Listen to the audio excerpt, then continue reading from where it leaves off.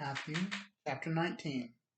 When Jesus had finished his instruction, he departed from Galilee and went into the region of Judea across the Jordan.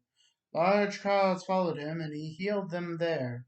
Some Pharisees approached him to test him. They asked, "Is it lawful for a man to divorce his wife on any grounds?" "Haven't you read," he replied, "that he who created them in the beginning made them male and female? And he also said, 'For this reason a man will leave his father and mother and be joined to his wife, and the two will become one flesh.' So they are no longer two, but one flesh. Therefore, what God has joined together, man must not separate." "Why then," they asked him, "did Moses command us to give divorce papers and to send her away?" He told them, "Moses permitted you to divorce your wives because of the hardness of your hearts. But it is not like that from the beginning. And I tell you, whoever divorces his wife except for sexual immorality and marries another commits adultery." His disciples said to him, "If the relationship of a man with his wife is like this, it's better not to marry." But he told them, "Not everyone can accept this saying, but only those it has been given to. For there are eunuchs who were born that way from their mother's womb. There are eunuchs who were made that way by men. And there are eunuchs who have made themselves that way because of the kingdom of heaven. Let anyone accept this who can."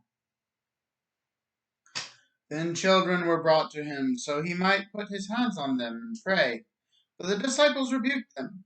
Then Jesus said, "Leave the children alone and don't try to keep them from coming to me, because the kingdom of heaven is made up of people like this."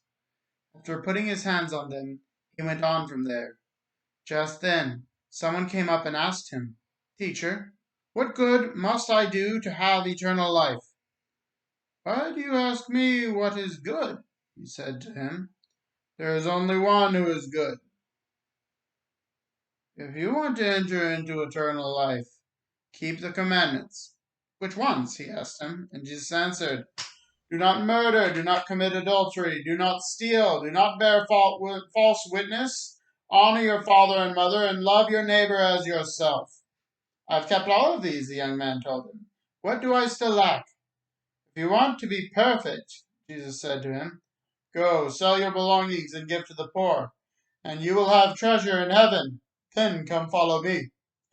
When the young man heard this command, he went away grieving, because he had many possessions. Then Jesus said to his disciples, "I assure you it will be hard for the rich to enter into the kingdom of heaven. Again I tell you, it is easier for a camel to go through the eye of a needle than for a rich man to enter the kingdom of heaven." When the disciples heard this, they were utterly astonished and asked, "Then who can be saved?" It was a common belief that if you were wealthy, it meant God blessed you and you did something good. So if God's blessing you and you can't, in their minds, if God blesses you and even then you can't get into heaven, who can? But Jesus looked at them and said, "With men this is impossible, but with God all things are possible." Then Peter responded to him, "Look, we have left everything and followed you. So what will there be for us?" Jesus said to them, "I assure you, in the messianic age, when the Son of Man sits in his glorious throne, you who have followed him will also sit on 12 thrones, judging the 12 tribes of Israel.